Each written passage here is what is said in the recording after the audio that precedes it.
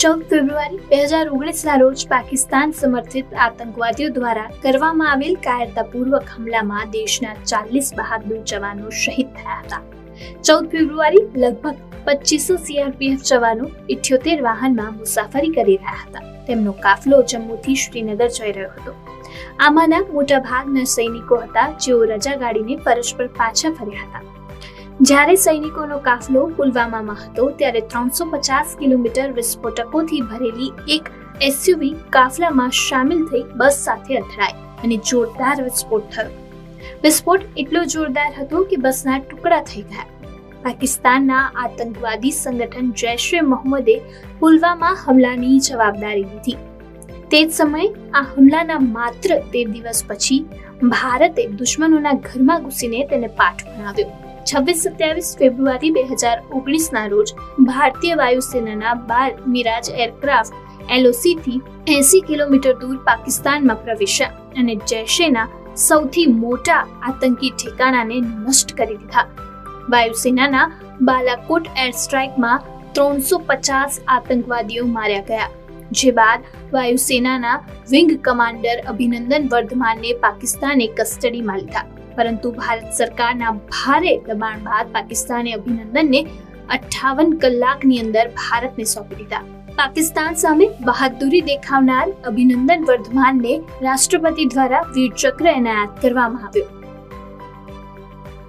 14 ફેબ્રુઆરી 1952ના રોજ દેશના પૂર્વ વિદેશ મંત્રી અને ભાજપના નેતા સુષ્મા સ્વરાજનો જન્મ હરિયાણાના અંબાલા છાવણીમાં થયો.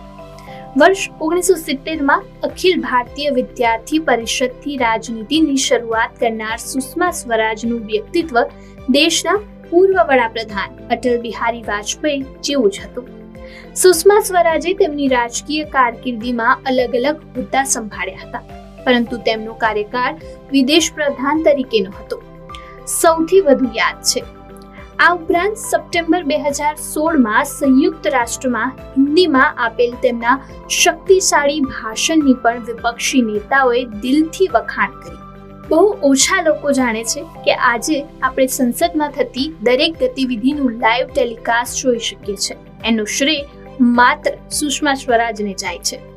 અટલ બિહારી વાજપેયીની સરકાર દરમિયાન જ્યારે તેઓ માહિતી અને પ્રસારણ મંત્રી હતા ત્યારે તેમણે સંસદનું જીવન પ્રસારણ શરૂ કર્યું.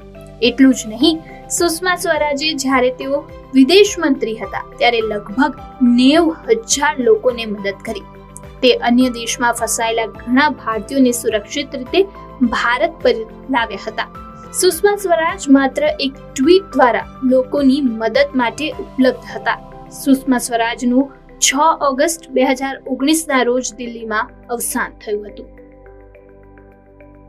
આજે એટલે 14 ફેબ્રુઆરીએ દેશભરમાં વસંત પંચમીનો તહેવાર ઉજવવામાં આવી રહ્યો છે. આ તહેવાર દર વર્ષે માઘ મહિનાના શુક્લ પક્ષની પાંચમના દિવસે ઉજવવામાં આવે છે. પૌરાણિક ગ્રંથો અનુસાર આ દિવસે દેવી સરસ્વતી પ્રગટ થયા હતા, ત્યારે દેવતાઓએ તેની સ્તુતિ કરી.